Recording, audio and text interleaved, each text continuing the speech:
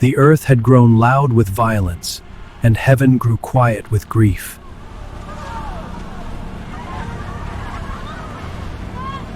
But one man still walked with God. His name was Noah.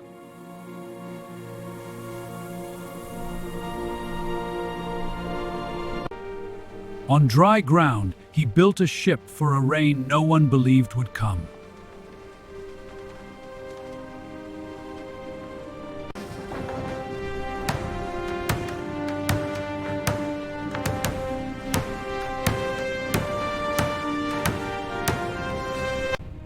Then the earth itself obeyed. 2 by 2, life marched toward safety. When the door shut, mercy had made its final call. Door of Noah's ship, not a house. Rain fell like judgment. Waters rose like a second sea.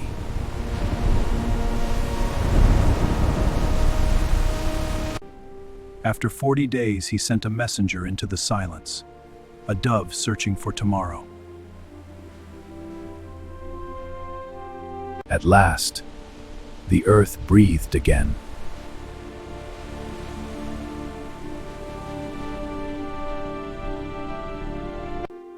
And in the sky, God painted a promise no storm could erase.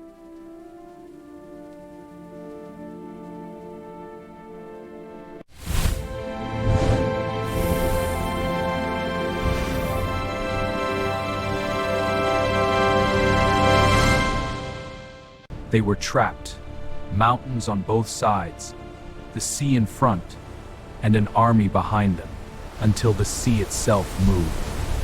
After years of slavery in Egypt, Moses led the people to freedom, because behind them, Pharaoh had changed his mind. His army was coming! Fast! Why did you bring us here to die? There are no graves in Egypt. Fear spread like wildfire. In front of them, the Red Sea. Behind them, death. Do not be afraid.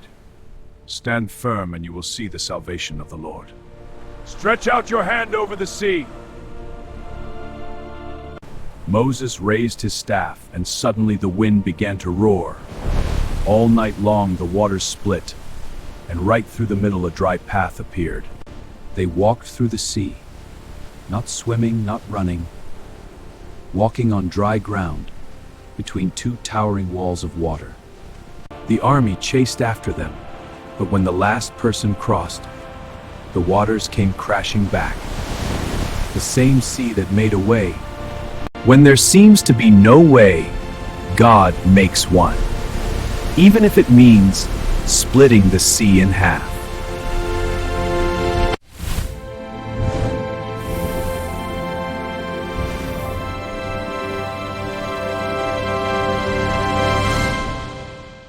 They were trapped, mountains on both sides, the sea in front, and an army behind them, until the sea itself moved. After years of slavery in Egypt, Moses led the people to freedom, because behind them, Pharaoh had changed his mind. His army was coming! Fast!